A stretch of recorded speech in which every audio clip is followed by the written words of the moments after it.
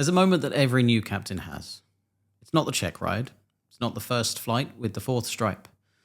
It's some unremarkable Tuesday, a few months in, when something slightly unusual happens. Not an emergency, nothing dramatic. Someone turns to you expecting an answer. And you realize, possibly for the first time, that there is absolutely nobody else that they could be looking at. That's the moment. That's what nobody really prepares you for. I'm going to tell you about it.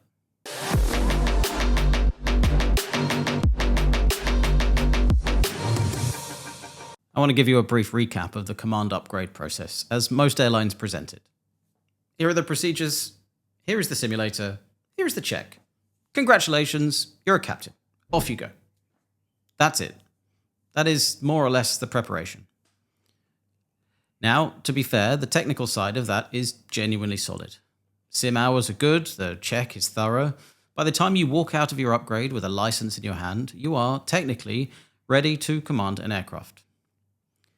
Everything else, however, is left largely as an exercise for the reader.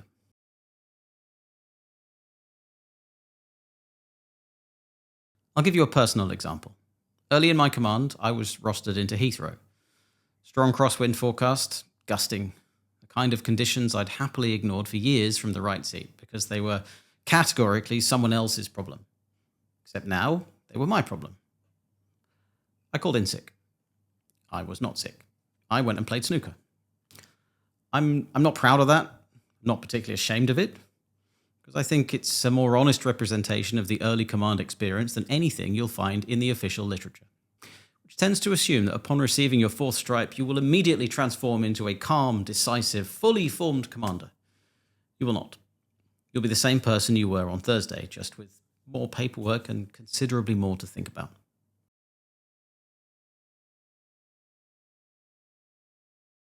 So what actually changes when you go from the right seat to the left? Not the legal responsibility, you know that already. The subtler things. First officer is now reading you for tone.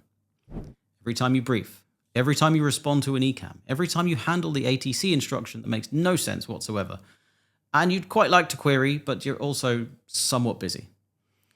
All of it is being interpreted by your crew as a signal of how this flight deck operates. You are, whether you've thought about it or not, setting a culture. Before the doors have even closed, the silence is now yours. As a first officer, silence in the flight deck was restful. Someone else was carrying the weight of it. As captain, silence is a statement. You're making leadership decisions you may not even realize you're making. And every single call is yours. Fuel, routing, approach type, the go around at 50 feet when something feels wrong and you can't immediately articulate what. There is nobody above you in that hierarchy. The buck doesn't stop with you, it started with you.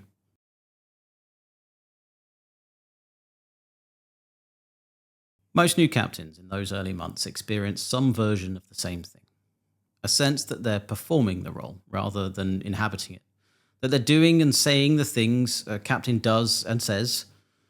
But there's a gap between the title and the reality. That at some point someone is going to look at them and think, not entirely sure about this. If that's you, or when that's you, here's what I want you to hear. It's normal. It's almost universal amongst new captains who are worth anything. The ones who don't feel it at all are often the ones who should. I'll leave that there.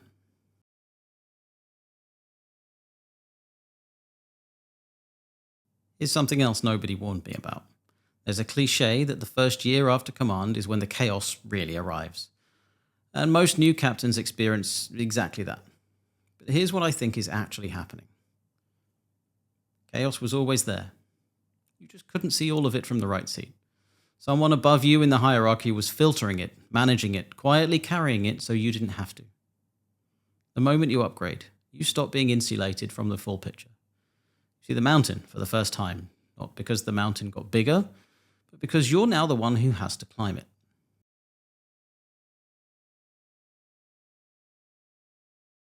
For the first several months after my upgrade, I checked the weather obsessively. Not just on the day, days before. I'd pull the forecast for my destination, my alternates, the routing. I'd lie in bed doing it. My wife thought I'd lost my mind. I hadn't lost my mind. I was doing the only thing I knew how to do with anxiety I didn't yet have the experience to convert into confidence. And here's the thing, it worked.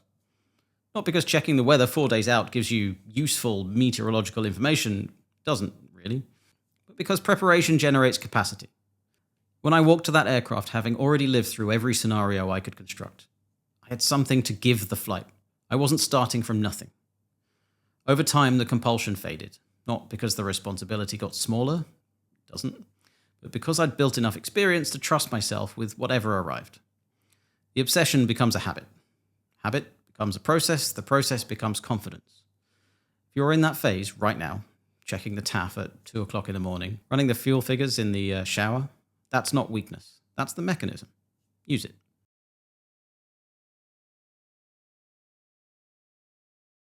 Here's a related phenomenon that nobody warned me about either, and that I now find genuinely funny in retrospect, though I did not find it funny at the time.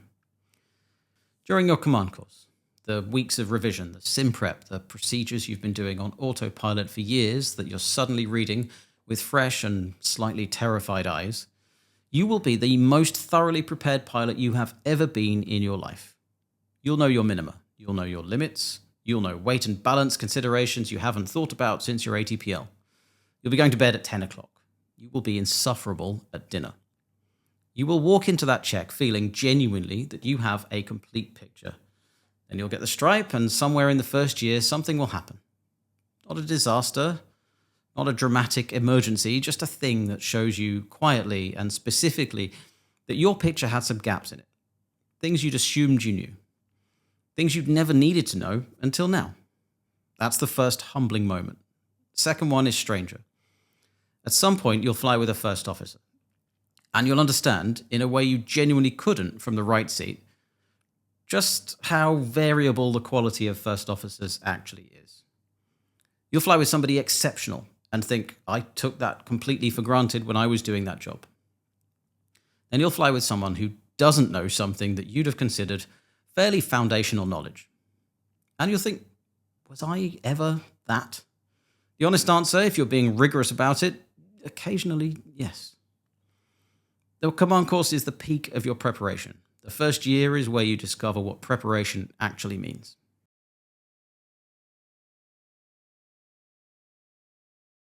One more thing, and this one I want to name plainly because the industry tends to skirt around it. There's a particular kind of aloneness that comes with command. Not loneliness in the melodramatic sense. You're surrounded by people at all times. You have a crew, a full aircraft, a company on the radio, and at minimum 3 people who want something from you before you've even pushed back. The weight of the ultimate decision rests with you in a way it never did before. As a first officer, there was always someone at the top of the building. You might disagree with them. You might even be right. But they existed, and that mattered. In ways you probably didn't fully register until they weren't there anymore. What I wasn't prepared for wasn't the emergencies. Emergencies, in a strange way, are almost the easy part. There's a procedure, a checklist, a framework. What I wasn't prepared for was the sheer breadth of everything else that gets directed at you. Crew will come to you with problems you have never considered. Not aircraft problems, people problems, logistical problems, situations that aren't in the FCOM. Or, if they are, they're buried in a volume that was last opened during initial training and has since developed its own ecosystem. And they come expecting an answer, not a discussion, an answer, because you're the captain. That's when it becomes real. Not the first crosswind landing, not the first ECAM, but the moment you clock that for every single person on that aircraft, you are the answer to the problem. Whatever it is, the good news is you don't have to carry it alone, and the best captains don't try to. Good captain involves the right people. The first officer, the senior crew, the company. The decision may ultimately be yours. The inputs don't have to be. The best airlines understand this too. They don't wait until someone upgrades to start building a captain. They develop the first officer's decision-making from day one, under supervision, gradually, so that by the time their number comes up, the weight of it isn't entirely alien. A first officer who's been genuinely trusted, not just watched, arrives at command having already practiced. The ones who haven't are easy to spot. They're the ones playing snooker on crosswind days. This is the first in what's going to be a series of videos covering the command transition in considerably more depth than the industry typically bothers with. We're going to get into what the examiner is actually watching during your upgrade check, how to run a flight deck from day one without making the people in it quietly despise you. Decision-making under pressure that the simulator, for all its considerable expense, still can't fully replicate. And a few other things that nobody puts in a manual because they're slightly too honest. This will eventually become a proper course, but for now it's this, free, on YouTube, which is frankly more than the industry ever gave you. If that sounds useful, or if you simply enjoy watching someone process their aviation career in public, subscribe, turn on the notification bell if you trust YouTube's algorithm, which in my experience you probably shouldn't. And if this video was worth your time, I'm told I'm supposed to ask you to like it. So please do that. Apparently it helps.